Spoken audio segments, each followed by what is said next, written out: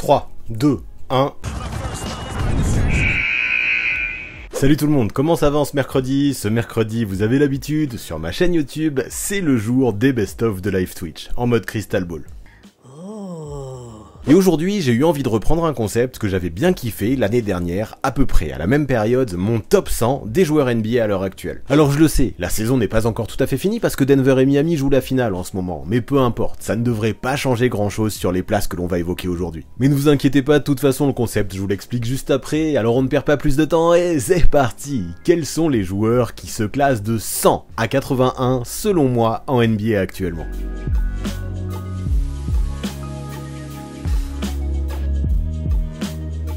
Bon, comme je disais, avec la fin des playoffs qui approche, moi j'avais envie de reprendre aujourd'hui un projet que j'avais vraiment adoré l'année dernière, qui avait créé d'énormes débats, et quelques petites disputes même, mais ça fait partie du jeu. Et c'est pour ça que, du coup, après vous avoir présenté l'année dernière mon top 100 NBA 2022, il est grand temps, maintenant, de me mouiller et de dévoiler celui sur lequel je travaille depuis plusieurs semaines maintenant, mon top 100 NBA 2023. Et ça, ça va nous permettre à la fois de voir à quoi ressemble ce classement, mais aussi de voir, et ça j'aime bien, c'est pour ça que la deuxième étape, je l'attendais fort, de voir comment les choses ont évolué en un an. Et attention, spoiler, pour certains joueurs, il y a eu des grosses, mais très très grosses évolutions. En fait, ici, ça, il va falloir que vous le sachiez bien, parce que vous allez voter à chaque fois. Il va pas s'agir de juger qui a connu la meilleure saison. Pas du tout. Ou pas de juger de qui a eu la meilleure carrière. Pas du tout non plus. Non, là, on va essayer de voir qui sont les 100 meilleurs joueurs dans l'ordre, en imaginant qui serait le best, finalement, si aujourd'hui, on les mettait tous sur un terrain en bonne santé. Aujourd'hui même, là, à l'instant T, avec leur niveau aperçu le plus récemment sur un terrain de basket. Et donc, imaginons que, voilà, s'il fallait faire une sélection de 100 joueurs et réaliser la meilleure équipe possible pour faire la meilleure saison possible, ça fait beaucoup, 100 joueurs dans une équipe, mais peu importe, c'est pour que vous compreniez. Si on prenait, voilà, les 100 meilleurs joueurs possibles pour faire la meilleure saison possible, eh bien, moi, je me suis amusé à les sélectionner, puis à les classer de la place 100 à la place 1. Donc tout ça, c'est déjà essentiel à comprendre et à assimiler si vous voulez comprendre mon classement. Et bien sûr, vu que je disais que on va prendre en compte le niveau le plus récemment aperçu, évidemment, ce qui a été fait en playoff, ça va avoir beaucoup d'importance, pour ceux qui ont fait les playoffs, bien sûr. Mais en parallèle, si aussi auparavant t'as montré de très bonnes choses, je peux pas non plus faire totalement une croix dessus. Les playoffs, c'est une chose, mais ça peut pas non plus que t'aies été soit trop fort ou soit trop nul, soit à ton niveau, ça peut pas non plus représenter la totalité de ton niveau actuel. Donc oui, les playoffs, pour moi, c'est le niveau le plus récemment observé, donc forcément ça va avoir une grosse place, mais ce qui s'est passé avant aussi, que ce soit pendant la saison, ou même pourquoi pas l'année dernière, enfin, tout ça, ça compte un petit peu pour moi, c'est des choses qui me sont passées en tête pour élaborer mon classement, sachant que de toute façon, plus c'est ancien, et moins ça a de valeur à mes yeux pour élaborer mon top. Quoi qu'il en soit, sachez-le, évidemment, et ça c'est aussi quelque chose à retenir, ce genre de projet c'est forcément très très très subjectif, même si j'ai essayé de le faire le plus sérieusement possible. Des désaccords entre vous et moi, il va y en avoir un paquet, et puis même entre vous et vous dans le chat, c'est sûr, c'est le jeu et ça fait partie du truc, et finalement c'est ça qu'on aime, les débats, et c'est pour ça qu'on est ensemble là sur Twitch. Moi j'ai pas la prétention de dire que ce que je vais présenter c'est un top 100 unanime, pas du tout, je vais pas dire que c'est le top 100 que tout le monde doit respecter, non, chacun a le sien. Moi, aujourd'hui, et sur les prochains lives et les prochaines vidéos, les prochains best-of YouTube, je vais vous présenter mon top 100 avec ma sensibilité, mes arguments et le pourquoi du comment j'ai classé ce joueur plus bas, plus haut ou au même endroit que vous. Et donc justement, moi je me suis dit, et comme l'année dernière, je sais pas si vous vous en rappelez, que pour qu'on puisse s'amuser ensemble, j'ai voulu que vous aussi vous le fassiez votre top 100. Donc pour ça, comme d'habitude, on va reprendre l'adresse email que j'ai utilisée l'année dernière, c'est top100.6iehomme@gmail.com, donc vous pourrez m'envoyer votre top de 1 à 100, et de toute façon, ceux du Best of YouTube, sous cette adresse-là, vous pourrez la retrouver dans la description, et même ceux sur Twitch, il vous suffira d'aller sur YouTube, vous irez voir dans la description, vous la verrez, cette adresse mail. Et sachez que, pour vous motiver un petit peu à participer à l'exercice, et ça me plaît, il y aura un abonnement au League Pass de l'an prochain, donc vraiment, vous aurez l'abonnement de toute la saison prochaine et de tous les playoffs prochains, que je mets en jeu à quelqu'un qui aura fait son top 100 sérieusement, quelqu'un qui me fera que du troll, c'est arrivé l'année dernière, il participera pas au tirage au sort, c'est pas la peine de me faire un top 100 qui est absolument copié sur le mien, ou un top 100 complètement au pif qui n'a aucun sens, en me mettant des Shake Milton, tiens je pense à lui parce que j'aime bien Philadelphie, en me mettant Shake Milton en top 1, ça non évidemment ce sera pas validé pour le tirage au sort, mais voilà, en tout cas tous ceux qui le feront suffisamment sérieusement et que j'observerai dans les mails, oui, vous participerez au tirage au sort pour gagner un League Pass pour l'année prochaine, et franchement quand je vois le prix de l'outil et la qualité de l'outil de la NBA, c'est plutôt cool comme cadeau, donc amusez-vous bien, et le grand gagnant je le contacterai cet été pour lui filer son code. Donc ouais, go participer à l'exercice pour tenter votre chance, vous verrez à quel point c'est compliqué mais à quel point c'est passionnant, et ça permettra en plus de ça à la fin, comme je l'avais fait l'année dernière, d'établir le top 100 moyen de la commu en fonction des mails que je vais recevoir, et de comparer tout ça pour essayer de faire un paquet de statistiques et voir finalement quels sont nos plus gros désaccords et nos plus gros accords. Enfin voilà, surtout nos plus gros désaccords, hein, ça va être, c'est quand même le plus passionnant, et vraiment j'ai hâte de faire ça, donc participez en masse, et ce sera toujours cool d'ouvrir tous les mails, donc je compte sur vous pour ça, surtout que je le répète, il y a quand même un abonnement au League Pass à gagner. Donc on commence par les mentions. Donc les mentions, je vais pas toutes vous les citer, sinon on va y passer très longtemps vu tous les noms qu'il y a. Il y en a 55. Je vous laisserai regarder ça tranquillement sur le best-of de YouTube. Vous pourrez même mettre pause là-bas, vous aurez le temps de toutes les décortiquer et de les étudier. Et dites-vous que là, c'est la liste un petit peu de tous les joueurs auxquels j'ai pensé quand j'ai élaboré mon top, que j'avais mis un petit peu de côté quand je regardais toute la liste des joueurs NBA, et finalement tous ces gars pour lesquels j'ai pas trouvé de place. Donc là, je dis pas que forcément il y a tous les joueurs qui auraient mérité d'être en mention. J'en ai peut-être oublié, ça c'est sûr et certain. Par contre, je pense que là, il y a quand même tous les joueurs qui méritaient d'être dans le top 100 finalement. Enfin, à mon avis, si vous regardez le top 100 que je vais faire sur les prochains lives et sur les prochaines vidéos YouTube et ces mentions, il y en a très peu qui mériteraient d'avoir une place dans le top 100, et à mon avis, si vous prenez toute la liste que je vais faire et toutes ces mentions là, ça suffira largement pour élaborer votre top 100 si vous voulez y participer, même si c'est que mon avis, et que finalement vous allez peut-être me trouver un joueur dans votre top 100 qui est pas dans ces mentions, mais faudra m'expliquer, parce que quand même j'ai regardé d'assez près, et je pense pas vraiment qu'un joueur qui ne sera pas cité mérite réellement d'être dans le top 100. Après, comme je disais, chacun son avis, peu importe. Sachez aussi que tous les joueurs qui sont soulignés là et qui sont en italique aussi, c'est ceux qui étaient dans mon classement l'an dernier et qui désormais en sont sortis. Il y a un petit truc aussi, petite particularité pour Miles Bridges, qui évidemment, vu qu'il a pas du tout joué cette saison avec toutes ces histoires hors terrain, n'est plus dans le top 100. Je l'ai mis dans les mentions, mais il mérite pas vraiment d'être mentionné non plus. Je l'ai juste mis parce que lui, il était dans mon top 100 l'an dernier, donc il faut le savoir. Et en parlant aussi de Miles Bridges, hein, il s'agit bien de Miles Bridges et pas de Michael Bridges, et L-Ball, parce que j'ai mis que les initiales, et S. Curry, il s'agit bien de Lonzo Ball et de Seth Curry. Vous inquiétez pas, LaMelo Ball, Stephen Curry et Michael Bridges, il y a de très grandes chances qu'ils y soient dans mon top 100 2023, même si je vais pas vous spoiler la place tout de suite. Donc du coup voilà, les mentions vous les avez, vous prendrez le temps de les étudier plus tard, on va pas faire durer le suspense plus longtemps, on va commencer avec mon top 100 directement, avec la place numéro 100. Numéro 100, Austin Reeves, un nouvel entrant dans mon top, dont j'avais pas parlé l'année dernière, et lui j'aime bien, parce que alors que personne ne l'attendait au départ, en fait j'ai adoré comment il a réussi à monter en puissance toute la saison, pour finalement s'imposer comme un titulaire à part entière chez les Lakers, pour prouver finalement qu'en playoff, et ça j'ai encore plus apprécié, ses perfs en saison, elles étaient pas dues au hasard. Si moi au début, je pensais surtout qu'il avait du temps de jeu parce que les Lakers galéraient, notamment, et devaient gérer les absences par exemple, il a montré que non, son rôle et la place qu'il avait dans le dispositif des Lakers, il méritait tout ça, il méritait d'être titulaire, et même quand les Lakers étaient au complet au moment des playoffs. Et ce que j'ai kiffé en plus de ça, c'est qu'en post-season, Reeves, il a été titulaire à chacun des matchs. Et mieux encore, dans cette période de post-season, il a largement augmenté toutes ses stats dans tous les domaines, avec tout un tas de perfs à 20 points ou plus. C'est lourd, mais en plus de ça, il faut rajouter qu'il avait une très bonne adresse, notamment un 44% à 3 points post-season, une réelle régularité, et même une présence au rebond et à la passe qui, sans être exceptionnelle ou sans être forcément très notable, n'était pas non plus inintéressante. Et finalement, c'était pas non plus qu'un scoreur, même si c'est sa spécialité. Donc à 25 ans, Austin Reeves, qui je le rappelle n'a jamais été drafté, il a montré qu'il pouvait avoir le niveau dans une équipe qui avait des ambitions, et surtout que dans les moments qui comptaient, il pouvait avoir de vrais coronesses, que c'était un joueur qui n'avait peur de rien, et que cet été, finalement, en tant que free agent, avec le niveau qu'il a dévoilé, il pourrait même toucher peut-être un bon petit pactole, notamment grâce à sa capacité à scorer, dans toutes les positions, hein, et à bien fonctionner à côté de stars qui, elles, ont besoin de la gonfle. C'est pour ça que pour toutes ces raisons, je suis bien content finalement de faire apparaître Austin Reeves à la 100e place de mon top 100 d'aujourd'hui. Pour Austin Reeves, ça commence plutôt pas mal, même si ça a été un peu clivant, mais sur tous ceux qui ont voté dans le sondage, vous êtes 59% à dire que vous l'auriez mis dans ce range. Vous êtes 24% quand même, vous l'auriez mis 10 places mieux classées, donc au moins dans le top 90, ça me paraît un petit peu abusé pour un joueur qui n'a pas encore assez prouvé sur la durée, en tout cas à mes yeux, je pouvais pas le mettre 10 places plus haut. Par contre, vous étiez aussi 18% à vouloir le mettre au moins 10 places plus bas, à penser qu'il était même pas dans le top 110. Voilà, comme je disais pour Austin Reeves, c'est clivant, c'est aussi difficile de le juger dans la mesure où c'est vrai que ses perfs récentes sont exceptionnelles. Maintenant, va-t-il pouvoir... Exceptionnelles, j'exagère un peu, mais elles sont très bonnes. Va-t-il pouvoir les maintenir sur la durée? S'il y arrive, je pense qu'il méritera de grimper dans le top, mais pour l'instant, pour moi, il vaut cette centième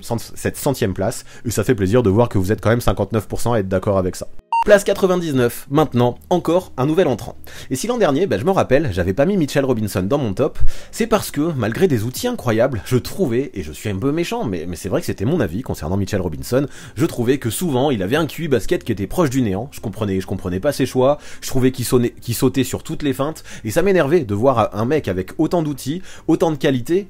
qui justement soit aussi naïf en défense, et pour moi ça faisait pas de lui un bon joueur de basket malgré toutes les qualités physiques, surtout qu'en plus de ça il avait un arsenal offensif qui était très limité finalement. Bon, en attaque, je dois être honnête, j'ai vu des progrès mais pas non plus des progrès énormes, il reste tout petit. Il arrive à rester quand même une passe privilégiée sur passe lobée, avec sa détente et son envergure, il peut aller choper des ballons très hauts, il peut très bien scorer aussi sur rebond offensif, et je trouve qu'il a fait des petits progrès, en tout cas une petite évolution, il s'est développé dans sa pose d'écran sur pick and roll pour essayer ensuite de couper vers le cercle dans le timing. C'est pas non plus fou comme progrès, mais ces petits pas qu'il a fait vers l'avant, ils sont notables, et finalement c'est quand même déjà pas mal d'avoir au moins un petit peu évolué dans ce sens-là. Néanmoins, pour moi, sa plus grosse évolution, ça a été de voir comment il a su se développer en défense, et ça j'y tiens. Bon, tout n'est pas parfait encore, ça lui arrive régulièrement de retomber dans ses travers, avec cette naïveté qui m'énerve, vous l'avez compris, n'empêche qu'aujourd'hui, globalement, je le trouve plus serein, je le trouve plus patient, et je trouve qu'il utilise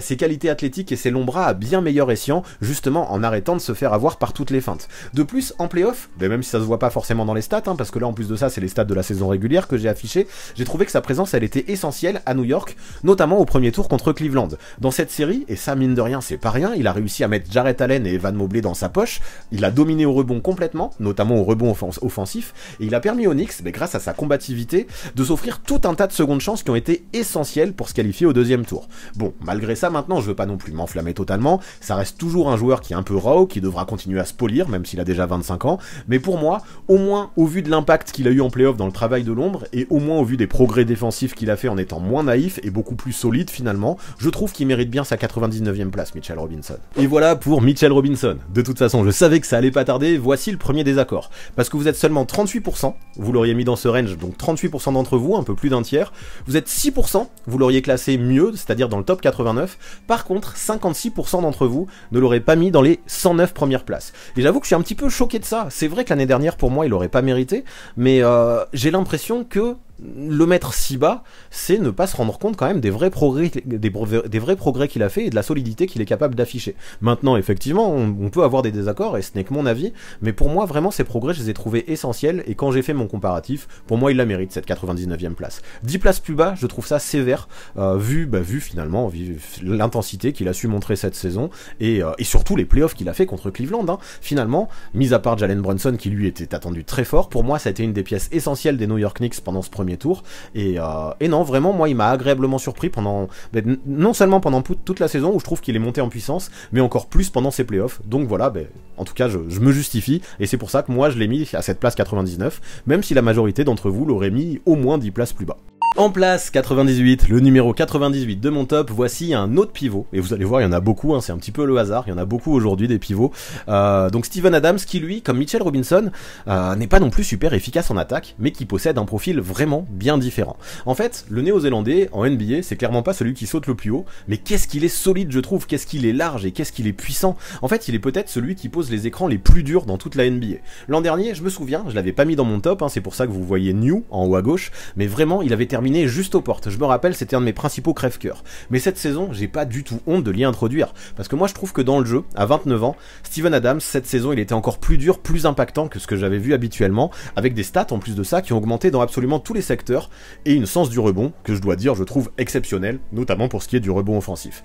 En fait, ce que j'aime, c'est que même s'il n'est pas un joueur très vertical, c'est un joueur qui est très large, très horizontal, j'allais dire, et qui compense en fait largement avec ses épaules de déménageur, et sa science du jeu et son QI basket. Ses box-out sont géniaux, j'apprécie franchement pour sortir d'un box-out de Steven Adams, bon courage, et je kiffe aussi comment à son poste il dispose d'une vraie vision de jeu à la passe, et ça c'est notable pour justement en tant que point de fixation redonner le ballon à ceux qui coupent pile dans les bons timings. Il est très utile moi je trouve dans un collectif Steven Adams. Bien sûr c'est pas le gars qui va briller constamment dans les highlights, c'est pas le gars qu'on va voir dans les tops, c'est certain ça, mais peu importe parce que à Memphis son rôle il est primordial et ça s'est largement vu lors de la deuxième partie de saison. À partir du moment où il a été blessé, les arrières dernière, hein, et notamment Ja Morant, arrivaient plus du tout à accéder à la peinture avec autant de facilité. Et je trouve que, sans Steven Adams, le niveau de jeu global de l'équipe des Grizzlies a amplement diminué. Donc voilà pourquoi, même si ce sera jamais une star, je me dis que Steven Adams, avec ses super fondamentaux, son travail de l'ombre, son côté guerrier vraiment, et son côté compétiteur qui va se battre quoi qu'il arrive, mérite clairement d'apparaître à la place de 98 de mon top 100, même si malheureusement, en raison des blessures, il a finalement peu joué cette saison, et pas du tout en playoff, et que, et ça il faut quand même le préciser, son adresse au lancer franc, c'est pas loin d'être rédhibitoire parce que c'est catastrophique. Mais peu importe, cette place 98 pour moi, comme je disais, il l'a mérité, et peut-être qu'avec plus de matchs joués et avec une adresse au lancer franc un peu plus régulière, il aurait visé plus haut. Heureusement que les lancers, ils n'entendent pas 10 par match quand même. Allez, pour Steven Adams, on arrive à la fin des votes hein, que je vous ai demandé,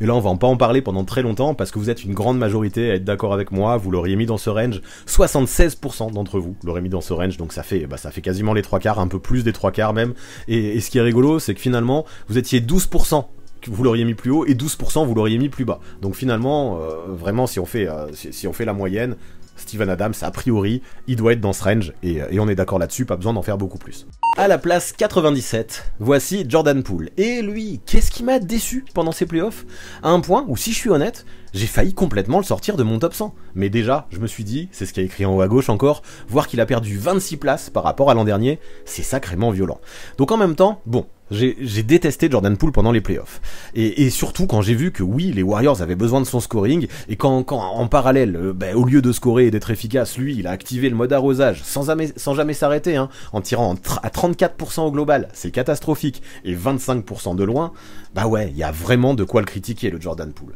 Et vraiment, j'avais envie d'être très sévère avec lui. Après, j'ai essayé de me ressaisir en me disant, j'ai promis de ne pas juger que sur les playoffs, de pas trop me faire avoir par la culture de l'instant, et maintenant je me suis dit que bon, il fallait que je me calme, parce que mine de rien, même si c'est exclusivement un scoreur, hein, on va pas se cacher, une espèce de dynamiteur qui peut faire exploser une défense en quelques secondes, comme il l'avait montré d'ailleurs en playoff l'an dernier. D'ailleurs, ses playoffs étaient très bons l'an dernier, on s'en rappelle. Quand son adresse est là, il reste un très bon joueur de basket quand même, qui cette saison, mine de rien, a tourné à plus de 20 points par match dans une équipe compétitive, et qui, quand il a été titularisé, a réussi à assurer. Donc,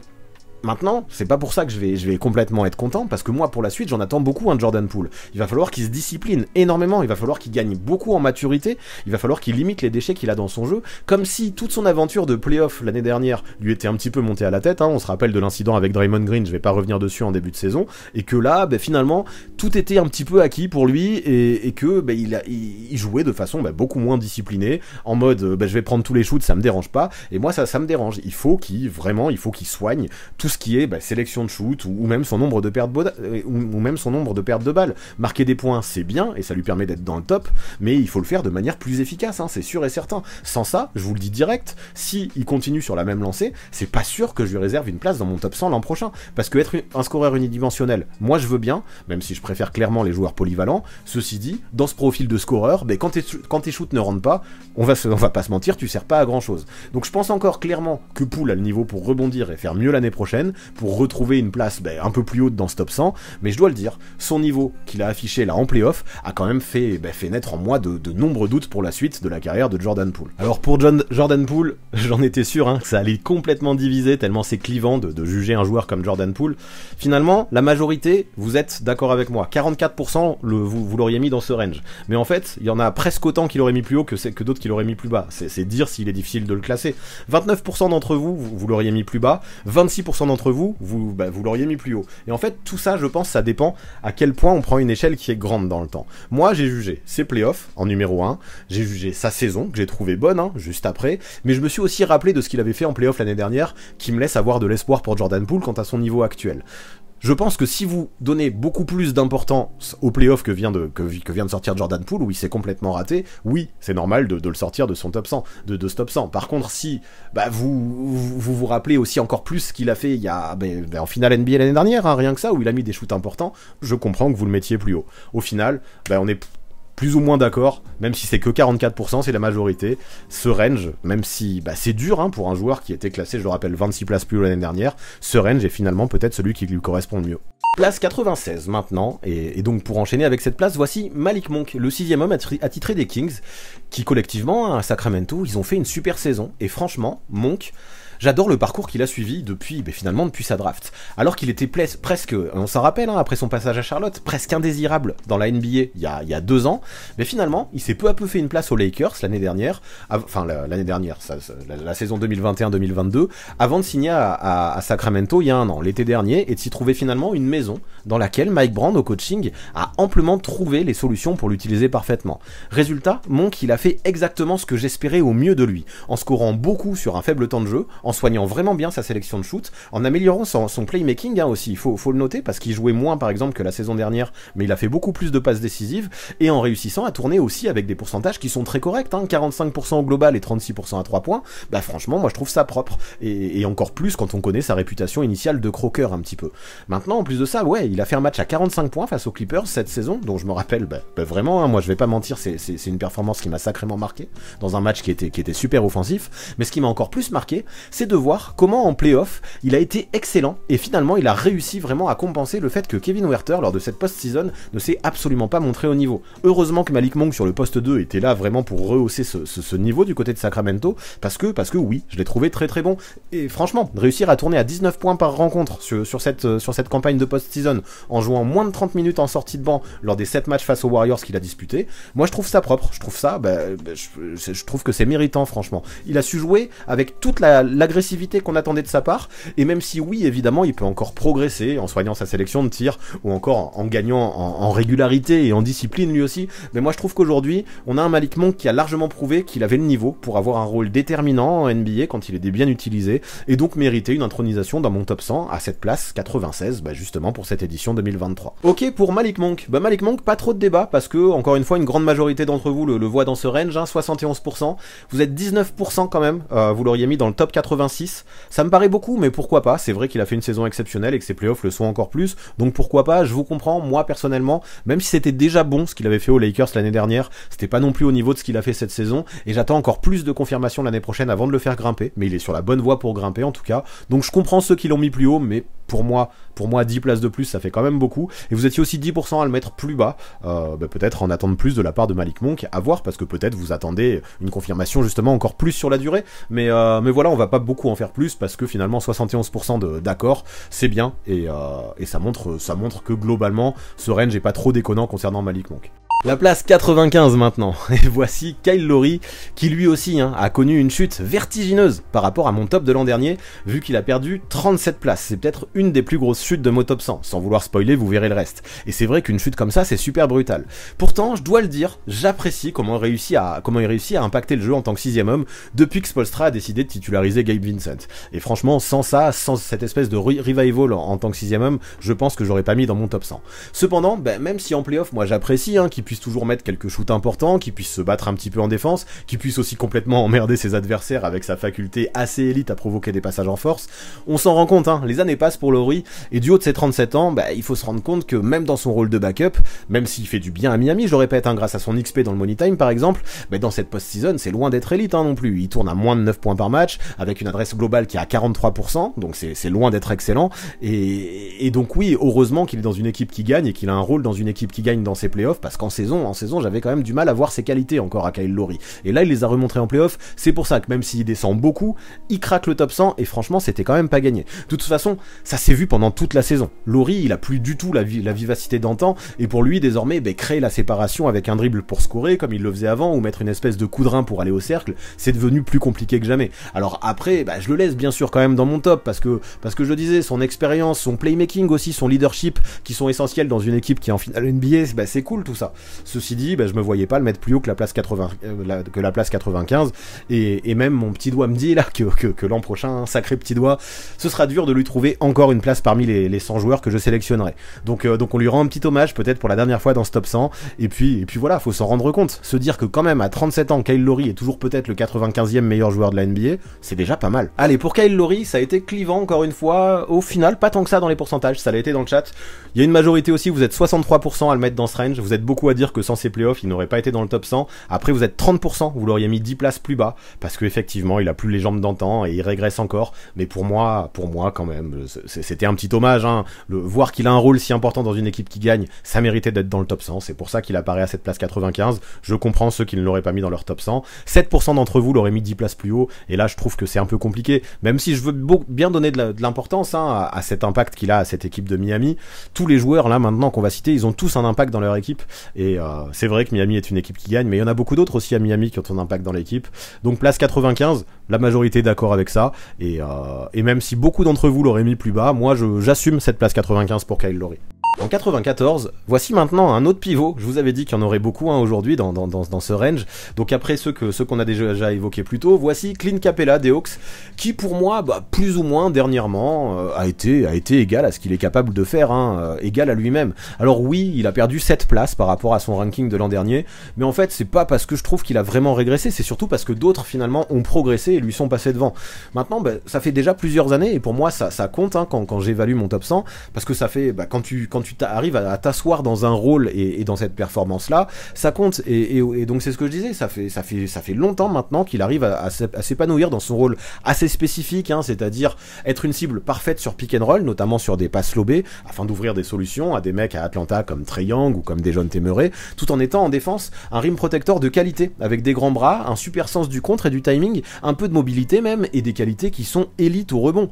Après ouais, c'est sûr qu'on peut pas vraiment le mettre plus haut, en tout cas à mon sens, parce que c'est surtout un soldat qui a besoin d'un vrai collectif pour briller, et voir qu'un soldat, mine de rien, il met tous ses joueurs dans le rétro en étant en top 94, c'est déjà lourd. Et de son côté aussi, lui aussi, j'ai eu l'impression, dans l'attitude, hein, ça se voit pas vraiment dans les chiffres et dans l'impact, mais peut-être dans l'attitude aussi, où il avait l'air plus renfermé qu'il y a 2 ans par exemple, j'ai l'impression que ouais, il a souffert un petit peu de la saison compliquée des Hawks globalement. N'empêche que ce que j'apprécie avec Clint, c'est que quel que soit le contexte, que ce soit dans la victoire ou dans la défaite, quelles que soient les difficultés qui sont rencontrées par l'équipe, lui, il restera toujours le même, et il continuera à faire son taf, qu'il vente, qu'il pleuve, qu'il soit pas content, qu'il soit heureux, il fera son taf et il le fera bien. Donc bien sûr, il faudra pas le faire sortir trop de ce rôle, parce qu'en dehors de ça, c'est quand même un joueur qui peut être limité, mais ce qu'il fait globalement, c'est ce que je disais, il le fait très bien, il répond aux attentes qu'on a pour un joueur de son profil, et donc ça, malgré une petite chute par rapport à l'an dernier, je pense que ça méritait tout à fait de trouver une place dans mon top, à la place 94 justement. Allez, pour Clint Capela, 57% d'entre vous le mettiez dans ce range, donc encore une fois, ça veut dire qu'avec la majorité on est d'accord. 33% d'entre vous l'auriez mis plus bas, parce que les Hawks n'ont pas fait une super saison, parce que pour vous ils stagnent, mais moi ça me dérange pas qu'ils stagnent, dans la mesure où s'ils stagnent à un bon niveau, ils gardent un bon niveau, mais quand même 33% d'entre vous l'auraient mis plus bas, et 10% vous l'auriez mis plus haut. Donc Clint Capela, la petite tendance c'est peut-être un peu plus bas, mais finalement 57% vous l'auriez mis dans ce range, ça veut dire qu'encore une fois, a priori je me suis pas trop trompé, dans mon top à moi en tout cas, concernant Clint Capela. Donc ouais, place 93, encore en pivot, encore une fois, hein, je vous avais prévenu qu'il y en aurait beaucoup, et donc on enchaîne avec Ivica Zubac des Clippers, qui lui aussi est un nouvel entrant dans ce top. Si je l'avais pas mis l'an dernier, c'est parce que malgré ses super mains, il m'énervait un peu, je continuais à le trouver trop soft, et surtout, vraiment inexistant en défense, hein, un secteur dans lequel il se faisait constamment cibler, et son manque de mobilité, et son manque de vivacité, ou même d'envie parfois, faisait que les attaquants se débrouillaient beaucoup pour switcher face à lui, et essayer de l'attaquer sans arrêt finalement, et c'est pour ça qu'il était pas dans mon top l'an dernier. Mais ce que j'ai aimé cette saison, c'est que là-dessus, même si ça se voit pas forcément beaucoup dans les stats, qui mine de rien sont sensiblement meilleures que celles de l'an dernier aussi, hein, il faut le dire, mais c'est que ses principaux défauts, je trouve qu'il les a vraiment taffés. Aujourd'hui, non seulement il continue à utiliser ses skills offensivement pour scorer près du cercle, hein, chose qui fait très très bien, parce que je le répète, il a d'excellentes mains, mais en plus il se bat au rebond, plus que je l'ai jamais vu se battre au rebond, lui qui vient de boucler une saison avec une moyenne record dans sa carrière dans le domaine. Il était quasiment à 10 de moyenne, c'est lourd franchement, il était pas loin du double-double de moyenne. Désormais, en fait, il peut faire des chantiers que jamais de la vie je l'aurais imaginé capable de faire. Et sa perf à 31 points, 29 rebonds face aux Pacers fin novembre, moi, elle m'a choqué. Elle m'a vraiment laissé sur le cul, et je me suis rendu compte à quel point Ivica Zubac, quand il jouait dur, quand il avait envie, ça pouvait être un excellent joueur. Maintenant, on peut pas le juger que là-dessus, parce qu'effectivement, des perfs comme ça, il en a fait qu'une seule dans la saison, mais j'aime bien, moi, j'aime qu'il soit habile avec ses mains, qu'il ait un bon footwork, qu'il ait du toucher, qu'il puisse aussi créer son propre hook, hein, avec des petits moves de haut panier, mais qu'en plus de ça, avant il se contentait de ça, mais aujourd'hui il rechigne plus non plus à faire au moins un petit peu le sale boulot, hein, lui qui je trouve aussi a bien progressé dans le domaine de la protection de cercle. C'est aussi un joueur qui a pas besoin de beaucoup toucher la balle pour être efficace, j'apprécie, et je me dis que bah, des gars comme lui, il en faut dans toutes les équipes, et vu qu'en plus cette année en playoff, il a joué à son niveau, sans constamment se faire ouvrir par les attaquants adverses, parce que par le passé ça se voyait, hein, dès qu'arrivaient les playoffs, on était obligé de le cacher, de lui enlever tout son temps de jeu, parce que se faisait ouvrir en défense, et toutes ses stats de toute façon elles diminuaient drastiquement. Non, cette playoff, et je trouve que c'est appréciable, c'est pendant ces playoffs, Zubac, sans être exceptionnel, hein, mais il a joué à son niveau, et un niveau que j'ai trouvé très bon cette saison, et avec ça je me dis que oui, il mérite bien cette place numéro 93. Pour Zubac, encore une fois, finalement, il y a pas mal d'accords, hein, dans ce top, parce que vous êtes 66% à le mettre dans ce range, vous auriez été 24% à le mettre 10 places plus bas, 10% à le mettre 10 places plus haut, donc la tendance elle est peut-être un poil plus bas, mais non, hein, pour moi Zubac c'est dans ce range, parce que vraiment, comme je disais, il a réussi à taffer ses faiblesses, et tous les côtés que j'aimais vraiment pas chez lui, c'est toujours pas parfait, mais c'est beaucoup moins rédhibitoire qu'à l'époque, donc pour moi une place 93 c'est good. Allez hop, on continue avec la place 92, et encore un nouvel entrant, en la personne du très jeune Devin Vassell, puisqu'il a 22 ans, et lui il vient de boucler sa 3e saison en NBA chez les Spurs. Là, je sais, hein, j'en suis conscient que ces chiffres, qui sont très bons, hein, ils sont un petit peu en trompe-l'œil, dans la mesure où la franchise de San Antonio, elle jouait absolument rien cette saison, à part la cour au first pick, et on peut pas leur en vouloir, ça a fonctionné, ils l'ont eu leur first pick. N'empêche qu'en se retrouvant responsabilisé, avec le départ de Dejounte Murray, hein, notamment sur l'été dernier, à Vassell on lui a demandé de plus scorer, et de davantage porter le ballon, et dans ce rôle, moi j'ai trouvé qu'il avait été bon, il m'a vraiment plu, hein, rien à redire là-dessus, son nouveau statut, je trouve qu'il l'a assumé. Alors oui, il y a encore pas mal d'erreurs de jeunesse dans son jeu, et rien ne dit qu'il pourrait être aussi important dans une team avec plus d'ambition, je pense que ça peut être le cas, mais on n'en est pas sûr. De plus, et ça va pas dans son sens, il n'a joué que 38 matchs cette saison, c'est peu, et même si ce que j'ai vu, j'ai beaucoup aimé, l'échantillon a été quand même faible pour qu'on s'enflamme vraiment à fond. Donc c'est pour ça que je veux pas non plus trop aller loin à son propos, même si c'est un joueur que j'adore. Cependant, moi ce que je kiffe vraiment, c'est que défensivement, il l'a montré, avec ses grands bras et avec sa mobilité, vraiment il a tout d'un crack, qui peut vraiment être relou aussi pour le porteur de balle adverse, tant il est capable de lui mettre la pression, pourquoi pas en tout terrain même, et tandis qu'en attaque, et ça j'ai trouvé que ses progrès ils ont été immenses, il a développé un éventail super intéressant au scoring, il sait à peu près tout faire en fait pour marquer des points, faut s'en rendre compte, tout en gardant en plus de ça des pourcentages très corrects, notamment à 3 points, secteur où là encore il a fait des progrès. Là on s'en rend compte souvent quand t'as des joueurs qui sont over-responsabilisés parce que trop jeunes, ils se mettent à croquer dans tous les sens et on voit leur pourcentage dégringoler, mais finalement c'est pas le cas de Devin Vassell, qui finalement de loin a shooté à presque 39% avec 7 tentatives par match, hein, c'est beaucoup, et ça personnellement moi je m'y attendais pas. Le développement dont il a su faire preuve vraiment en un an des deux côtés du terrain, je trouve super intéressant, et aujourd'hui plus de doute, hein, moi je peux dire vraiment sereinement que Devin Vassell c'est un joueur qui est bourré de qualité, donc oui, avec toutes ses qualités, même dans cette équipe de San Antonio qui a beaucoup perdu, cette place 92, j'ai l'impression que c'est limite un minimum pour l'arrière des Spurs, qui va faire que monter de toute façon au fur et à mesure des années. Surtout que, je le répète, s'il avait été dans une équipe plus compétitive, ou s'il avait pu montrer son niveau sur plus longtemps, sur un échantillon plus important finalement, je l'aurais probablement encore fait grappiller quelques places. En attendant, il y a ces petits doutes, comme je disais, peu de matchs et dans une équipe qui perd, qui font que je le mets pas plus haut, mais finalement place 92 c'est déjà lourd pour un Devin Vassell. Allez, pour Devin Vassell, 58% d'entre vous l'auriez mis dans ce range, donc encore une fois on est sur un accord, 33% d'entre vous l'auriez mis 10 places plus bas, et ça je peux complètement le comprendre, vraiment, vous avez besoin d'un échantillon plus long, il a été blessé cette saison, vous avez besoin aussi qu'il prouve qu'il peut avoir des stats comme ça dans une équipe qui gagne plus, je peux tout à fait le comprendre ceux qui le mettent plus bas, mais pour moi, au vu de ses qualités, vraiment, et surtout des deux côtés du terrain, pour moi il mérite sa place, et d'ailleurs vous êtes même 8% à le mettre plus haut, donc finalement 58%, enfin franchement je pensais que vous seriez plus nombreux à le mettre plus bas, et quand je vois que vous êtes quand même 58% à le mettre dans ce range, ça me satisfait concernant Devin Vassell, qui finalement est peut-être plus ou moins à sa place avec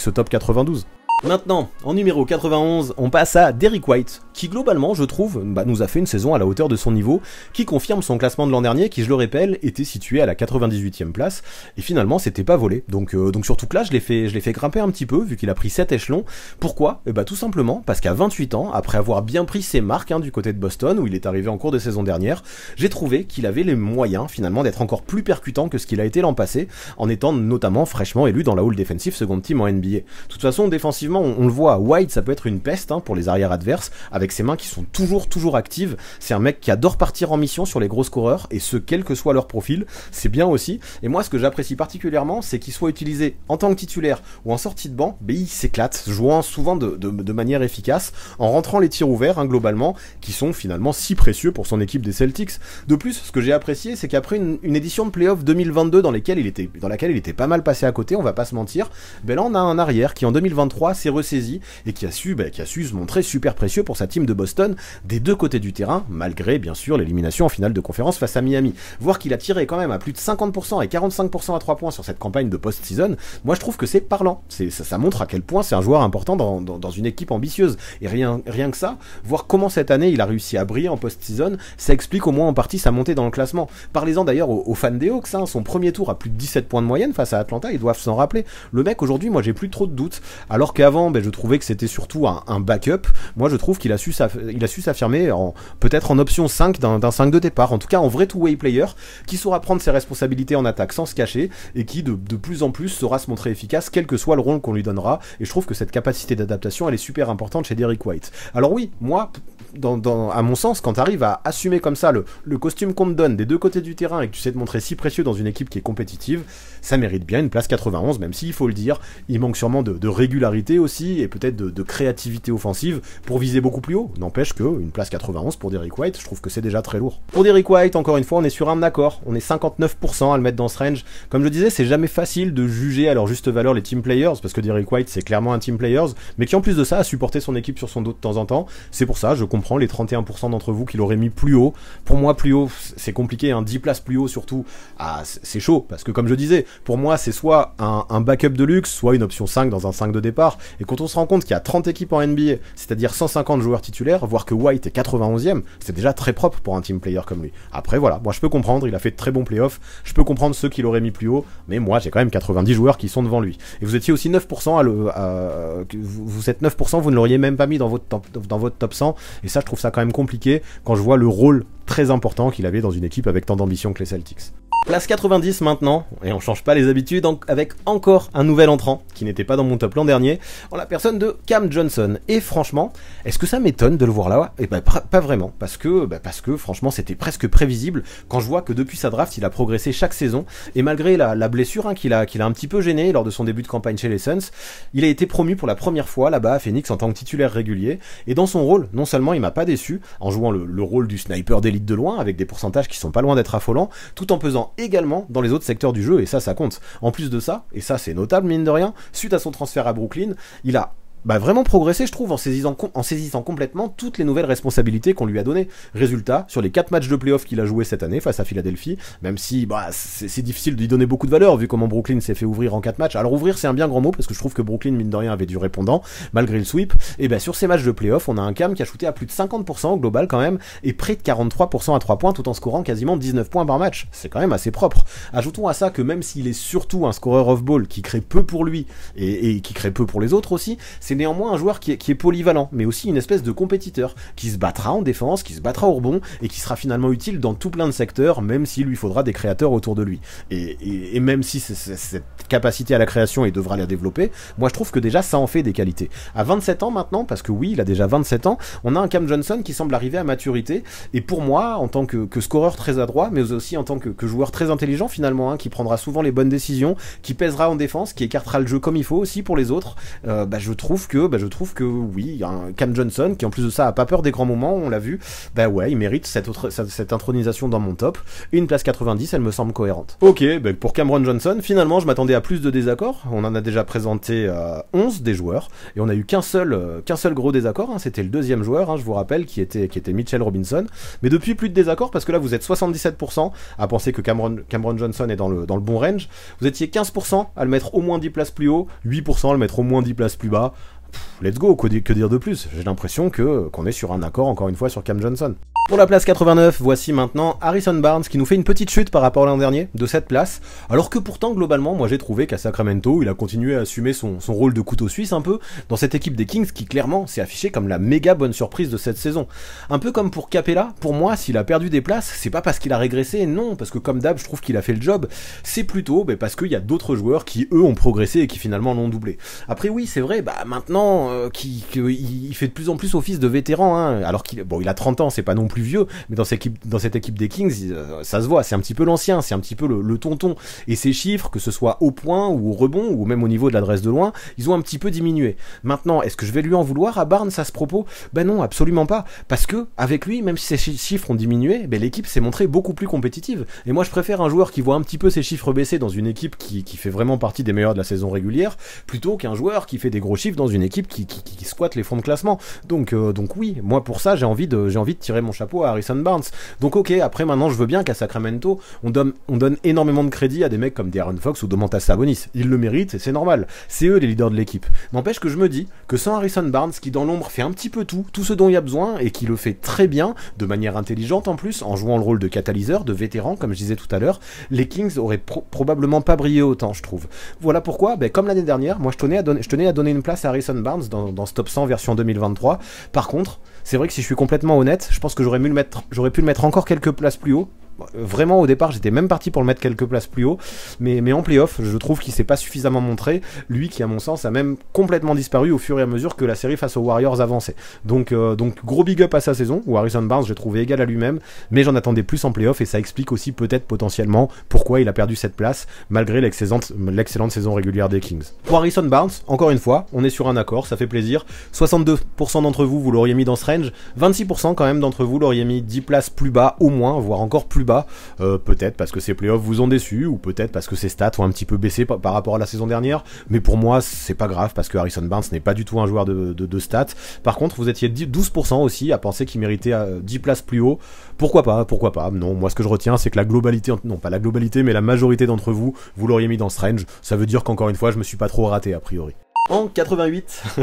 c'est parti, voici maintenant D'Angelo Russell, et là je sens qu'on va peut-être encore avoir un désaccord tant c'est un joueur clivant, un joueur qui divise, et oui, je vais peut-être me faire tacler d'avoir mis D'Angelo Russell dans mon top 100, parce que je le sais, il est l'un des joueurs que les fans préfèrent critiquer. Et ça je peux amplement le comprendre, quand on se rappelle du niveau qu'il avait à Brooklyn il y a 3-4 ans, ou encore quand on se rend compte que cette année il était payé plus de 30 millions, une dinguerie quand même, il y a de quoi sauter au plafond, tant ce qu'il produit n'est pas du tout à la hauteur de ce qu'on pourrait attendre de sa part en fait. Non seulement il défend pas, mais pas du tout, mais en plus de ça, son adresse elle est complètement sur courant alternatif, ce qui fait qu'aujourd'hui, D'Lo, non seulement c'est un joueur qui est irrégulier, mais qui en parallèle soulève beaucoup de doutes dans sa prise de décision. Mais bon, est-ce pour autant qu'il faut le jeter complètement sous le bus et minimiser ce qu'il est capable de faire en parallèle? Si on regarde ses stats globales, même si effectivement on peut pas le juger que là-dessus, finalement c'est pas si mal. Cette saison, il a réussi à soigner un petit peu sa sélection de tirs, je trouve que globalement ça a été mieux que la saison précédente, d'autant plus que depuis son arrivée aux Lakers, je trouve qu'il a encore progressé au moins en saison régulière. Et en termes de playmaking, mine de rien, c'est un joueur qui sait se débrouiller. C'est un joueur qui possède un bon dribble, qui peut faire preuve d'une bonne vision de jeu, et rien que ça, malgré ses failles, à mon sens, ça semble suffisant pour lui laisser une place dans le top 100. Surtout que, je pense comme je disais, qu'il a fait une meilleure saison que la précédente globalement, malgré le fait qu'il ait dû changer d'équipe à la deadline. Pourtant, dans mon classement, il perd quand même 5 places par rapport à la saison passée. Pourquoi? Tout simplement parce que plus les années passent, et plus je me rends compte que lors de ces bonnes saisons, celles qu'il faisait justement à Brooklyn par exemple, il nous a peut-être jeté de la poudre aux yeux, de la poudre de perlimpinpin là, comme dirait l'autre, en étant en sur-régime. Si l'an dernier, je le pensais capable peut-être un jour de retrouver son meilleur niveau, et ce qui m'a permis d'être tolérant avec lui, en me disant que sa campagne ratée, c'était peut-être surtout dû à un accident, mais plus ça va, et plus j'ai des doutes, et plus je me dis que c'était peut-être ses campagnes réussies qui étaient des accidents pour ce joueur qui a maintenant 27 ans. Alors si on cumule ça avec sa campagne de play-off, qui a été très compliquée en termes d'adresse et de régularité, et dans laquelle au fur et à mesure il a de moins en moins joué au vu de son faible impact, oui, c'est finalement logique de le voir perdre des places, et je comprendrais tous ceux qui voudront le mettre plus bas, j'aurais aucun problème avec ça. Mais pour moi, avec quand même ses qualités de scoreur, avec son niveau intrinsèque, avec son playmaking aussi dont je parlais tout à l'heure, tout ça, je pense que ça lui permet de rester dans le top 90 dans la mesure où au moins il a réussi à soigner ses pourcentages en saison, et malgré l'incertitude qu'il a eu au niveau de ses changements d'équipe, j'ai trouvé que D'Angelo Russell, même si effectivement on aime le détester parce qu'il nous a habitués à mieux par le passé, et même s'il touche beaucoup trop de dollars par rapport à son niveau de jeu, ouais, je préférais le mettre. Enfin, pour moi, cette place 88, elle va bien. Ceci dit, il faut s'en rendre compte, s'il fait pas mieux l'an prochain, lui qui sera free agent cet été, c'est peut-être la dernière fois que je le ferai apparaître dans mon top 100. À voir s'il change d'équipe ou s'il reste aux Lakers. Quoi qu'il en soit, il devra faire mieux et de façon plus régulière pour y rester dans le top 100, parce que là, j'arrive encore à croire un peu que D'Angelo Russell a ce niveau pour faire partie du top 100. Mais s'il continue dans ce sens, pas sûr que je crois ça longtemps. Et bien, concernant D'Angelo Russell, je m'attendais à me faire plus tacler que ça. Finalement, j'ai pris beaucoup de pincettes. Mais vous êtes 50% mine de rien, la moitié à le voir dans ce range. Vous étiez quand même 42% à le voir au moins 10 places plus bas, et ça m'étonne pas. Je savais qu'énormément d'entre vous le mettraient plus bas, et 8% quand même, vous l'auriez mis plus haut. Moi déjà, je trouve que quand on dispose d'un talent comme ça, n'être que 88e, c'est très compliqué. Après, c'est vrai qu'il a fait une première partie de saison catastrophique. Il s'est bien relevé dans la deuxième partie de saison à partir de son arrivée aux Lakers. En playoff, ça a à nouveau été catastrophique. Mais moi je pense que si je le mets encore dans ce top 100, si je le mets encore à cette place 88, c'est pour tout ce talent dont il dispose et qui sait utiliser de temps en temps, mais de façon pas assez régulière. Mais comme je disais, maintenant, le talent, ça peut pas tout faire sur la durée. Je suis tolérant encore avec lui grâce à ce talent, mais si ce talent, il arrive pas à l'exploiter mieux la saison prochaine, oui, il pourrait sortir de ce top 100. Pour moi, c'est encore trop tôt, mais attention, D'Angelo, tu n'es plus très loin d'en sortir. Allez, place 87. Coucou, Keldon Johnson maintenant. Keldon Johnson, encore un nouvel entrant, qui se classe 5 places plus haut que son coéquipier Devin Vassell, là dont on parlait tout à l'heure. Et du coup, évidemment, je parlais de ces soucis-là pour Devin Vassell, et lui, il a les mêmes, hein, Keldon Johnson, parce que c'est vrai que, même s'il nous permet, mine de rien, d'avoir plus de confirmation que Vassell quant à son niveau, parce que lui, c'est vrai qu'il affiche un bon niveau depuis longtemps. Déjà, la saison dernière, il avait montré des choses, et ça, j'y tiens. Et en plus, parce que cette saison, il a été beaucoup moins blessé, il a beaucoup plus joué, et comme je disais, oui, c'est pas non plus la saison où il perce, contrairement à Devin Vassell. Donc pour moi, déjà, ça fait plus de certitude concernant Keldon Johnson. N'empêche que, après ça, le fait qu'il ait été complètement over-responsabilisé dans une équipe qui était en total tanking, ça nous permet au moins de remettre un petit peu en question ses stats. Pourtant, elles sont propres, hein, ses stats. Tourner à 22 points et 5 rebonds pour un ailier, c'est pas donné à tous les joueurs NBA, même quand ils jouent dans une équipe de fond de classement. Et puis ses qualités, elles aussi, moi je veux pas parler juste des stats, ses qualités à Keldon Johnson, elles sont réelles. S'il a pu prendre ce rôle d'option 1 des Spurs naturellement, c'est pas par hasard. C'est un joueur qui est agressif, un joueur qui est physique, qui n'a aucun mal à attaquer le cercle, il a aucun mal non plus à utiliser sa carrure, hein, pour aller scorer ses points, ou même pour provoquer des fautes, il est très bon dans le secteur. Et si on ajoute à ça qu'il a connu une progression flagrante dans son shoot, mais aussi dans son jeu de passe, ça j'y tiens, hein, même s'il y a encore du taf, mais à l'époque, moi je trouvais que c'était un petit peu un trou noir un peu individualiste là, notamment la saison précédente, pour moi ça fait pas mal d'éléments positifs. Maintenant, il arrive vraiment à utiliser ses qualités, il arrive à scorer, il arrive à être polyvalent, il arrive à lâcher le ballon, et tout ça, ces éléments positifs, pour moi il y en a suffisamment pour que je le fasse apparaître comme l'un des nouveaux de mon top 100 à cette place 87. Donc voilà, bienvenue à toi Keldon. Pour Keldon Johnson, encore une fois, on va pas en faire des tonnes. 71% d'entre vous, vous le mettez dans ce range. 18% vous l'auriez mis plus haut, au moins 10 places plus haut. Ça me semble un peu précipité quand même. 11% vous l'auriez mis 10 places plus bas. J'arrive presque à plus comprendre ceux qui l'auraient mis 10 places plus bas, même si vous êtes moins nombreux, dans la mesure où c'est vrai, bon, même si il n'y avait pas le choix à San Antonio, de toute façon personne n'était là pour shooter, il fallait qu'il en prenne des shoots, mais autant il arrivait à performer quand il attaquait le cercle et qu'il arrivait à jouer son jeu, c'est-à-dire son jeu de slasher qui allait près du panier, autant des fois il était défendu presque en prise à deux, il prenait des step back que tu comprenais pas qui venaient de l'espace, et ça je lui reprochais un peu. Maintenant, est-ce que je vais être sévère avec lui pour ça? Non, dans la mesure où comme je disais, à San Antonio, s'il le faisait pas, personne le faisait, mais j'arrive presque à comprendre ceux qui sont plus sévères que ceux qui l'auraient mis 10 places plus haut. Quoi qu'il en soit, 71% d'accord pour Keldon Johnson, ça montre que encore une fois, on est sur quelque chose, alors qui fait pas du tout l'unanimité, mais qui fait qu'on est sur un accord concernant ce joueur des Spurs. Allez hop, place 86, et voici maintenant, après Keldon Johnson, un autre profil de poste 3, avec DeAndre Hunter, que lui je classe à la 86e place, en 2023 là, actuellement, et qui gagne finalement 3 échelons par rapport à la saison passée, donc grosso modo il est dans le même range, hein, presque à une place près. Après, ce qu'il faut noter, c'est que sa production statistique, elle a quand même un petit peu augmenté, j'allais dire bien augmenté, j'irai pas jusque là, mais elle a augmenté dans pas mal de domaines, et de façon propre en plus. Il marque 2 points de plus quand même, il prend plus de rebonds, il est même plus adroit, même si le tir de loin c'est toujours pas sa spécialité, et en fait moi ce que j'aime chez Hunter, c'est que il joue toujours dans l'ombre, on l'oublie toujours un petit peu, mais en parallèle, non seulement défensivement il a tout ce qu'il faut, il a des outils qui sont quand même super solides de par sa musculature et de par sa longueur, mais surtout offensivement, moi j'ai trouvé que ces dernières années, et ça a été fait de façon assez linéaire, il a fait de super progrès, lui qui est de plus en plus capable de créer pour lui aussi, et de jouer le 1 contre 1 pour accéder au cercle, chose qui fait de plus en plus. Si on ajoute à ça que tu peux aussi faire en sorte qu'il se fasse oublier dans un corner, et qu'il, voilà, même si c'est pas sa spécialité, comme je disais, le shoot à 3 points, même si c'est pas un sniper, il pourra t'en mettre aussi dans le corner, tu peux pas non plus le laisser seul, et je trouve ça propre, même si forcément, quand tu évolues avec des mecs comme Trae Young et comme Dejounte Murray, les occasions pour jouer en ISO, même s'il a progressé, elles se font quand même rares. Mais c'est pas grave, parce que lui aussi, c'est quand même un joueur qui peut jouer off-ball, qui est polyvalent, et moi je trouve ça plaisant, ça a l'air d'être un étudiant du jeu. Il propose de bons cuts, il sait se fondre dans un collectif, et à 25 ans, il me semble de plus en plus mature. Si on ajoute à ça que, comme la saison dernière, cette année encore, il a su élever son niveau de jeu en playoff, et ça c'est quand même important pour moi, et ça en fait je trouve des certitudes concernant l'ailier de plus en plus, plus les années passent en NBA, et plus il assoit sa place en NBA de joueur qualitatif, je trouve. Donc voilà, même si évidemment lui aussi il a souffert des montagnes russes qu'ont connu les Hawks toute la saison, je tenais à mettre en valeur ce joueur de l'ombre qui est DeAndre Hunter, pour sa polyvalence, pour son sérieux et pour sa justesse, lui qui finalement a beaucoup plus de skills et a développé beaucoup plus de skills que j'imaginais qu'il en développerait, notamment offensivement au moment de sa draft. Allez, pour DeAndre Hunter, on est sur le deuxième désaccord hors de ce live après Mitchell Robinson tout à l'heure. Encore une fois, c'est un joueur que vous auriez classé beaucoup plus bas, parce que vous êtes 67%, vous l'auriez mis au moins 10 places plus bas. Vous étiez quand même 29% à l'avoir dans ce range, et 4% à le mettre 10 places plus haut. J'ai du mal à comprendre vos arguments, après je peux les entendre. Vous êtes certains à l'accuser un petit peu de la mauvaise saison des Hawks. Moi, c'est pas mon cas. Je tirerais beaucoup plus sur des Dejounte Murray et Trae Young, hein, si je devais chercher des responsables. Je trouve qu'en plus de ça, avec l'arrivée de Quinn Snyder, il a eu plus la balle, on l'a utilisé. Alors, on lui a demandé peut-être un peu trop de shooter à 3 points quand Quinn Snyder est arrivé, mais on sait que Snyder aime bien les shoots à 3 points. Donc finalement, moi j'apprécie qu'il se soit adapté avec ce changement de coach. Pour moi, ça va pas. L'argument que je peux rejoindre, c'est le fait qu'il ait été décevant défensivement en playoff. Là-dessus, je suis bien d'accord avec ça. Malheureusement, ça s'est vu, hein, les Hawks face aux Celtics, personne avait réussi à performer en défense. Et c'est vrai que là-dessus, on peut un peu lui en vouloir parce que DeAndre Hunter et Clint Capella, ça doit être un petit peu les piliers défensifs de l'équipe. Et Hunter, ça a pas su le faire autant que ce que j'aimerais. Mais de là à le mettre au-delà de la 96e place, pour moi, ça suffit pas.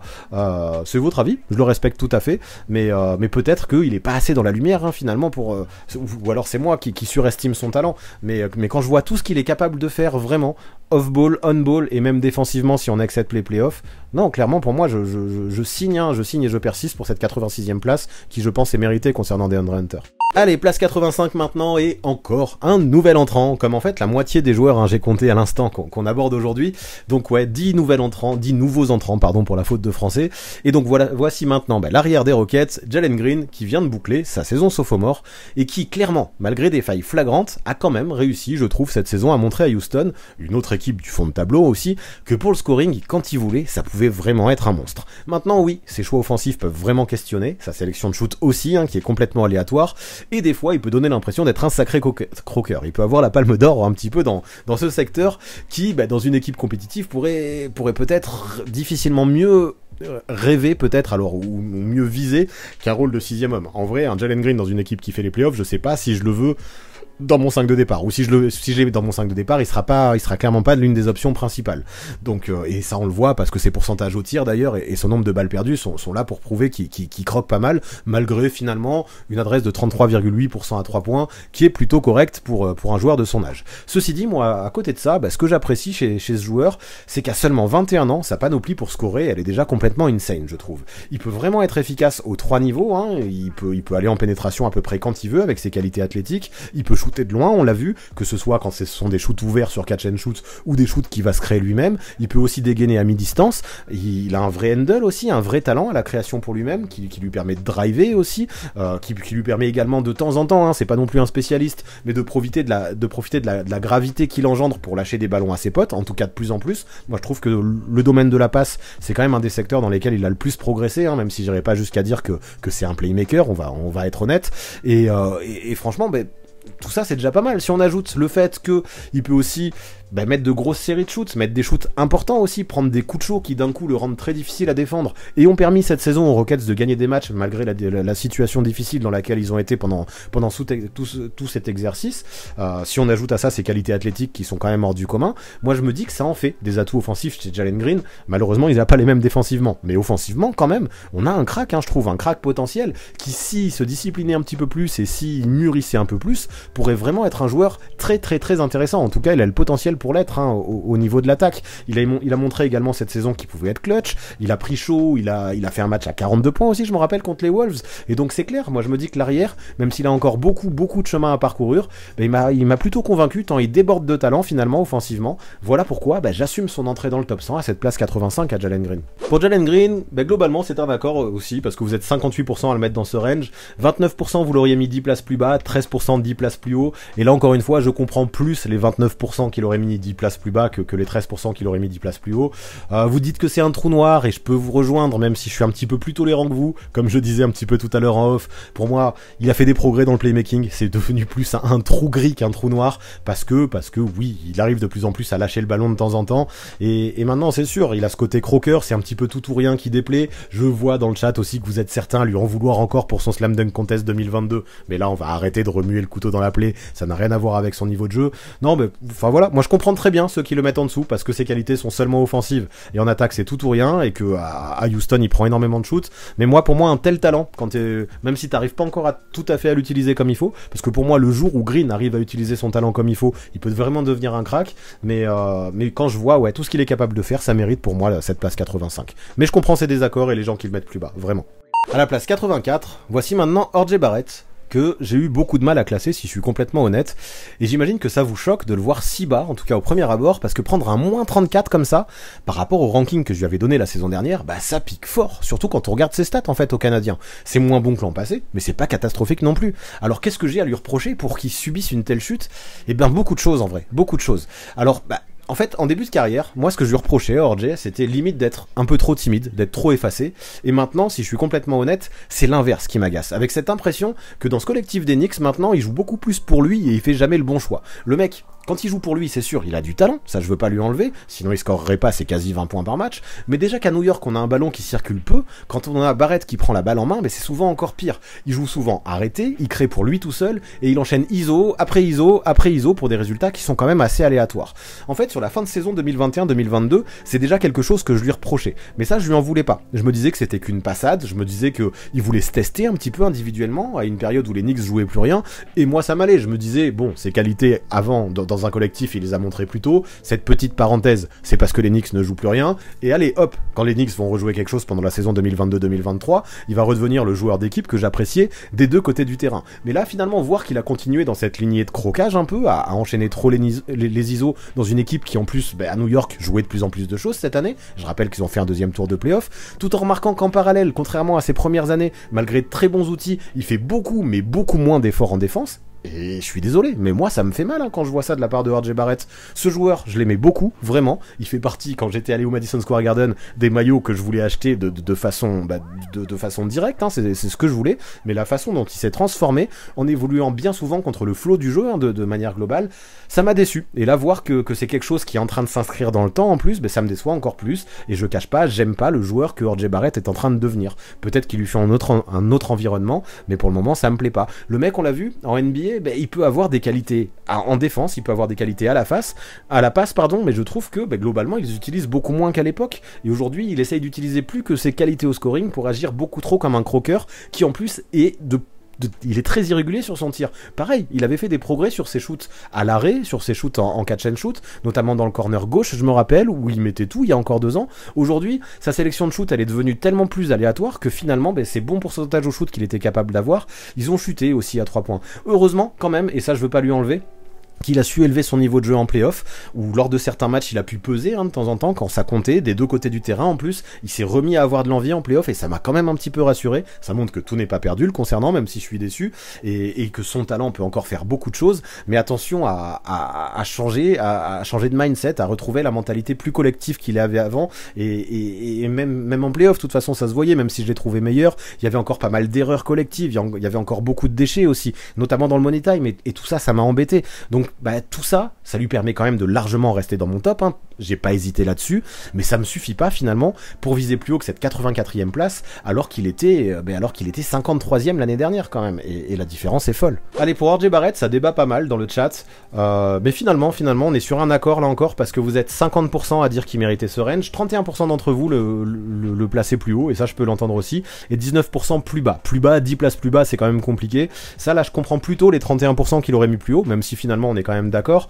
parce que vous dites, et je peux l'entendre, que le problème finalement c'est un peu Thibodeau qui l'utilise pas de la bonne façon. À voir si c'est vraiment ça le problème. Je sais que Thibodeau, on lui jette la pierre pour pas mal de choses, mais finalement, est-ce qu'on va lui reprocher d'avoir fait des rotations resserrées qui ont permis aux Knicks de faire une saison où ils sont allés jusqu'au 2e tour des playoffs et où personne l'attendait là? Moi forcément, pas énormément. Quoi qu'il en soit, moi j'ai vu dans le chat certains qui disaient ouais, mais il tourne quand même à quasiment 20 points par match dans une équipe où il y a Brunson et Randle. Mais ça je le disais, pour moi c'est aussi un petit peu un trompe-l'œil. Je préférerais un R.J. Barrett à 15 points par match, qui choisit mieux ses shoots, qui arrête de jouer arrêté, qui fait des cuts, qui joue plus dans le collectif, qui se remettent à défendre aussi. Ça c'est important parce que il l'a fait, heureusement il l'a fait en playoff, mais en saison il a complètement oublié de défendre. Et ouais, j'ai besoin de R.J. Barrett qui, je sais pas, il a peut-être trop envie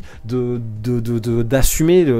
son haut choix de draft en montrant moi aussi je peux être une star et je peux faire des stats. Je me rappelle une déclaration qu'il avait faite l'an dernier où il disait moi mon seul objectif maintenant en fin de saison c'est d'arriver à marquer 20 points par match. Et il y a quelques dixièmes près en fin de saison, finalement il a boosté et en jouant pour lui il y est arrivé. Mais une fois qu'il a atteint cet objectif, il faut qu'il oublie ça. Je suis peut-être déçu et je suis peut-être sévère concernant R.J. Barrett, mais ça doit pas être un joueur de stats. C'est un joueur qui a beaucoup plus de qualité que ça. Et voir que beaucoup il joue pour ses stats, justement, moi ça me dérange un petit peu dans cette équipe des Knicks qui a peut-être besoin d'un autre R.J. Barrett pour passer un step. Place 83 maintenant, voici Tobias Harris, qui lui aussi il subit une très grosse chute par rapport à l'an passé, parce qu'il perd quand même 21 places. Et 21 places, on le sait, même si c'est pas autant que certains qu'on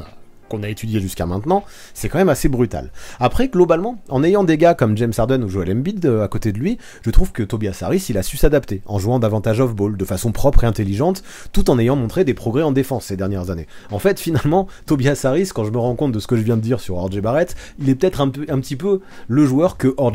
j'aimerais que R.J. Barrett soit, un joueur qui joue vraiment plus dans le collectif et qui joue moins pour ses stats. Mais le problème concernant Tobias Harris, c'est qu'il l'est peut-être un petit peu trop, parce que dans le rôle d'homme à tout faire qui est dans l'ombre, on a un Tobias qui peut être très bon, mais le souci c'est que cette ombre, on dirait qu'il s'en satisfait et qu'il s'en satisfait beaucoup trop, au point d'en devenir parfois complètement invisible sur de longues séquences. Lui qui depuis au moins 3 ans, je dirais, voit ses stats diminuer saison après saison, en s'effaçant de plus en plus chez ses Sixers. Donc après, bon, on va oublier le salaire qu'il est payé, parce que clairement il est pas du tout au niveau des millions qu'il reçoit. Mais aujourd'hui on juge pas de ça, on juge pas par rapport aux attentes ou par rapport au contrat. Mais comme je disais, ça se voit, ça reste quand même un joueur qui est expérimenté, un joueur qui est intelligent, un mec qui souvent fait les bons choix en plus, et j'apprécie les joueurs comme ça. Mais à Philadelphie, il y a besoin d'un risque qui est plus tranchant, qui est plus percutant, qui désormais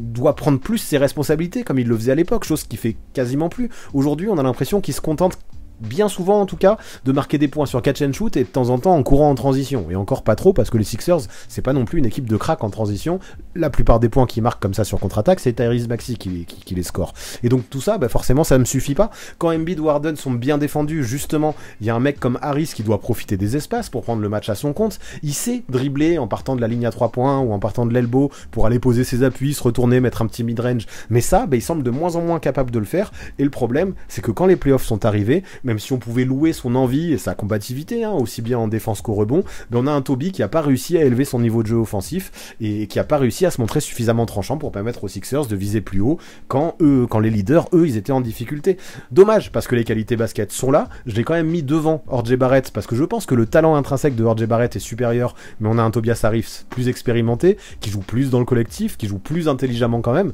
mais attention à pas trop s'effacer quand même. Encore une fois, je trouve que c'est dommage, et si dans son état d'esprit il n'arrive pas à se montrer plus agressif dans les saisons qui viennent, à voir où son avenir se jouera, que ce soit à Philadelphie ou ailleurs, mais il sera difficile, je pense, pour Harris de viser mieux que la place 83 à l'avenir. Autant pour moi, un Barrett, il doit viser plus haut, et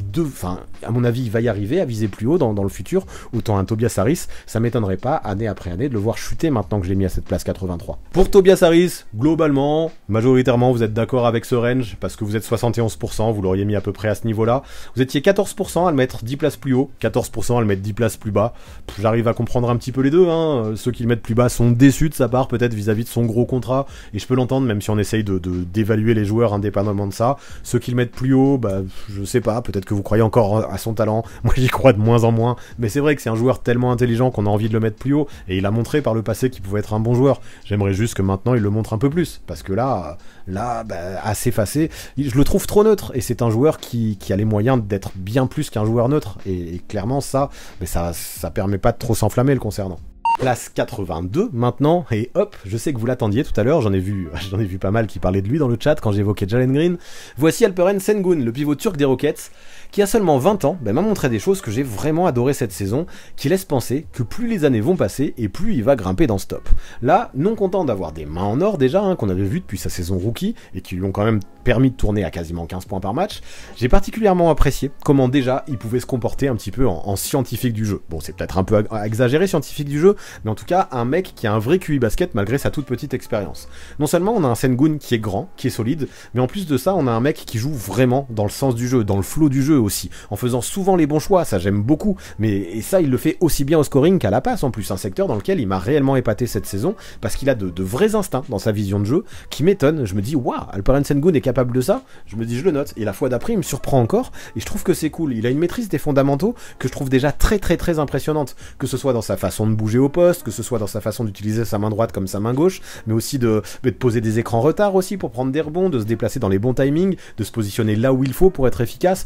Non, vraiment, c'est cool, il a un bon footwork, parce qu'il faut en parler de son footwork. Moi, la façon dont il arrive vraiment à se dépatouiller des défenseurs, justement avec ses feintes, avec ses appuis, ça a un côté magnifique à observer, moi je trouve, quand on le voit évoluer, le pivot des Rockets. Donc maintenant, après c'est sûr, défensivement pour moi, il manque toujours encore de mobilité pour que je sois entièrement satisfait de ce côté-là du terrain. N'empêche que je trouve qu'il compense quand même un minimum. Ça pourrait être un trou noir défensivement, et finalement, grâce à son cerveau encore une fois, grâce à son sens de l'anticipation et du placement encore, il arrive à se montrer un minimum efficace, je trouve, en posant quelques contres et en venant en aide aussi de temps en temps. Finalement, j'irai pas jusqu'à dire que c'est un bon défenseur, Alperen Sengun, mais il fait au moins le minimum et c'est un meilleur défenseur que ce que j'imaginais. Donc bien sûr, maintenant, que ce soit en attaque comme en défense, des deux côtés du terrain, il y a encore tout plein de choses à développer chez ce jeune Alperen Sengun, mais peu importe, parce qu'aujourd'hui déjà, et vu que c'est aujourd'hui qu'on va juger son niveau, moi je trouve qu'il possède déjà des bases super solides, des fondamentaux qui sont vraiment déjà très polis, et dans son profil de pivot ultra skillé,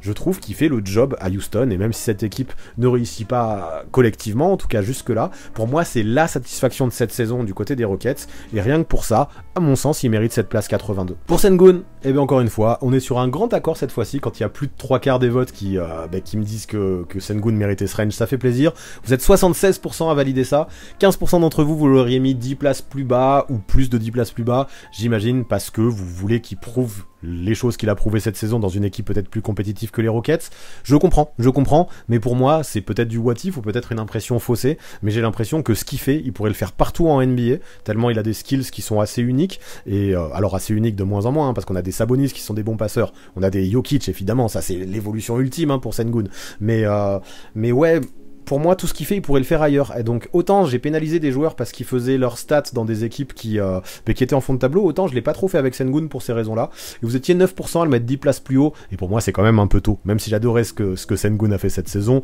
avant de le mettre dans le top 72, et bien qu'il continue à nous montrer ça sur la durée. Et oui, sky is the limit pour lui, et ça me fera un grand plaisir de le mettre plus haut dans les années à venir. Dernier joueur pour aujourd'hui, voici Bojan Bogdanovic, qui s'est retrouvé propulsé à Détroit en début de saison, une équipe qui était super jeune, dans laquelle, un peu par défaut, on va pas se le cacher, il s'est retrouvé option 1. Et ça on le sait, le Croate, quand on lui demande de scorer, ce qu'il sait faire de mieux, il est capable vraiment de se régaler. Et ça, il l'a fait à Détroit cette saison avec quasiment 22 points par match. C'est un mec qui a quand même un énorme range à 3 points, avec une confiance qui est complètement inébranlable, et une vraie expérience du haut niveau en plus, et donc ouais, les responsabilités, quand il s'agit de faire des stats, il a su les assumer, de toute façon je savais qu'il savait le faire, ça s'est vu plusieurs fois dans sa carrière, j'ai aucun souci avec ça. Cependant, est-ce que pour autant je l'ai fait progresser dans mon ranking en comparaison avec l'année dernière? Non, parce que comme vous le voyez, il a même perdu 4 places. Donc je dis pas que, comme certains joueurs, je dis pas que c'est forcément qu'il a été plus mauvais, je pense que c'est surtout qu'il y en a qui ont progressé et qui l'ont doublé, parce que moins 4 places, grosso modo, c'est quand même le même range, mais en fait, globalement, moi je dois pas le cacher, malgré des stats qui sont en augmentation,